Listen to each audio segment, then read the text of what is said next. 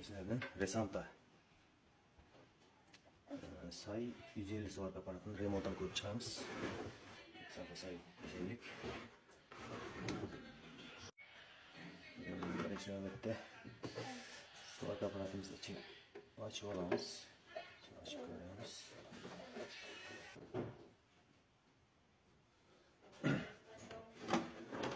Watt aparatımızdan geçiyor olduğum için açıp çenelerini tazalab oldim birinchi. Palatani ko'zdan kechirib chiqqan, kuygan joyi ko'rinmaydi, yonib ketgan joyiga chiqqan.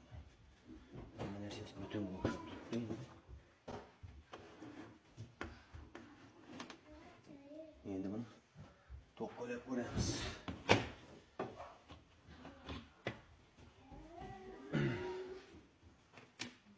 Kuchlanish keldi. İşler işlemedi. Yama. Geçiremiz. Geçirdik. Tokat kanımızda. Transformatora değişken voltaj transformatora. Diyor. Var eken bir yerde. Varis'te kız bitti. Varis'te kızıp ketken bo'lsa, qayerdan qisqa tutash bo'ladi. Qisqa tutashni tekshirib ko'ramiz. Diodlar kuyib ketib, qisqa tutashib yurayotgan bo'lishi mumkin. Chiqishdagi palatani charchib tekshiramiz endi hammasini. Svarka apparatimiz palatasini to'liq yechib oldik endi. Ko'rib chiqamiz tarqatib. Bunaqanda ko'rinishida hamma joy butunga o'xshaydi. Bu miya kısmı, kontroller kısmı, 220 volt kiradi. Diod minus açıyor, diod minusdan plus çıkardı, minus relay orqali o'tadi ekan. Varislar var. Hozir bu miyaga to'q o'tmay turibdi. Varislar qizib ketib turibdi, qayerdadir qisqa tutashi bor. Kuchli qisqa tutashi bor, shuning uchun varislar qizib ketib turibdi hozir. Relayni qo'shishga bermay turibdi. Qisqa tutash o'zini himoya etib turibdi palatani. Miya qismi ko'rinishdan soz o'xshaydi. Endi bu yog'ini ko'ramiz. Yana radiatorlarni yechib olishim kerak ekan bu. Endi bu tranzistorlar ko'rinishdan butunga o'xshaydi. Bu 3 oyoqli diodlar ekan bular. 3 oyoqli diod minus. Az birinchi ishlash prinsipini tushuntirib o'tsam, bu yoqda mana diodning palatada diodli ko'prikka o'zgaruvchan tok kiradi, o'zgarmas. Bu yoqda plus, bu yoqda minus. Bu palataga o'tadi to'g'ridan-to'g'ri. Bu palataga bu yerga plus tushadi, bu ham plus tushadi, bunisiga minus tushadi. Kondensator minus. Keyin bu yerda shu yerdagi tranzistor orqali yuqori chastotada o'zgaruvchan tokka aylantirilib oxirida bu yerdan keladi. Bu yerga keladi. Transformatorga kiradi. Keyin transformatorimizni chiqishi bu yerdan bo'ladi. O'tkazish chiqishi bo'ladi, transformator asosiy chiqishi. Keyin bu yerdan ham chiqishi bor ekan. Keyin bundan chiqib diod orqali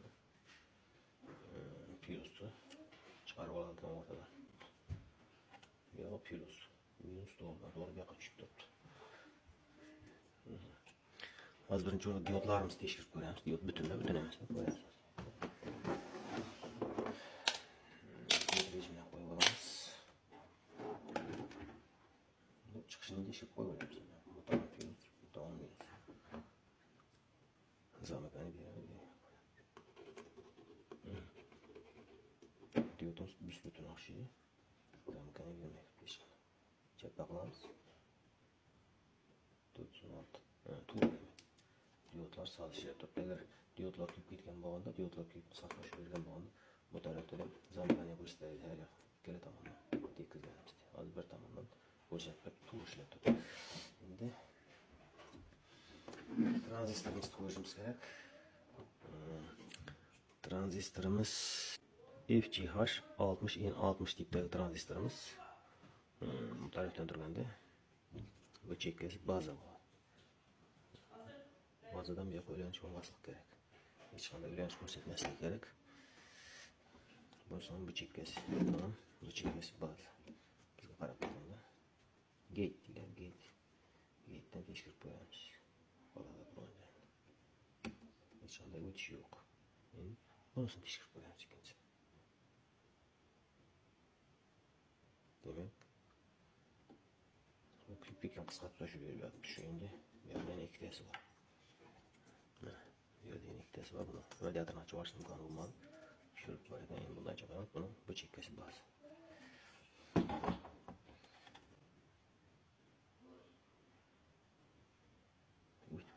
Bu kuygan.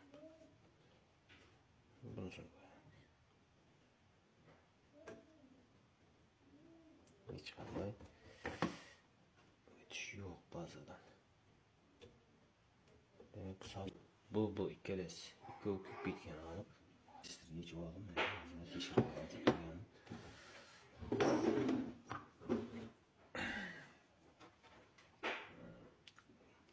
Baza kollektor metrga bir tarafga o'tkazish kerak, bir tarafga o'tkazmaslik kerak ishonasiz. Bir tarafga o'tkazib turibdi, ikkinchi taraf chappaga qo'yamiz. Chappasiga ham o'tkazib yotdim lekin. Endi yangi transistor qo'yganman. Endi shuni tekshirib qo'yamiz.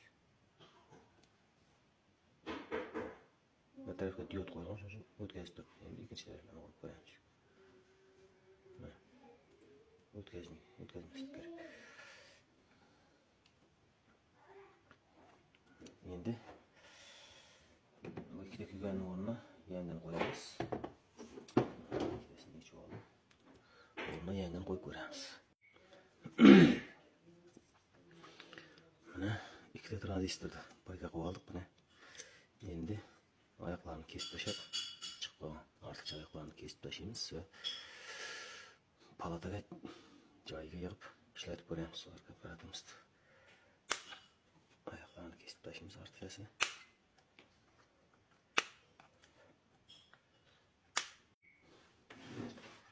So'rg apparatimizni yig'ib bo'ldik, endi qo'llab ko'ramiz.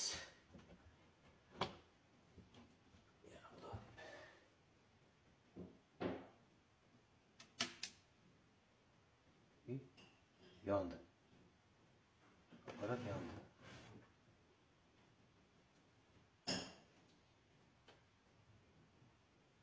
Lekin perrik işlemedi. Geçiremiz. Kulliyor işlemedi. Şimdi yakıp koyarız. Aparat işledi. Vantilatörünü kapatıyoruz. Nerede? 100 geçe kadar. Oldu, endi cacayına basamiz, tamam. Soğuk aparatını kaşkasını yapıp alalım.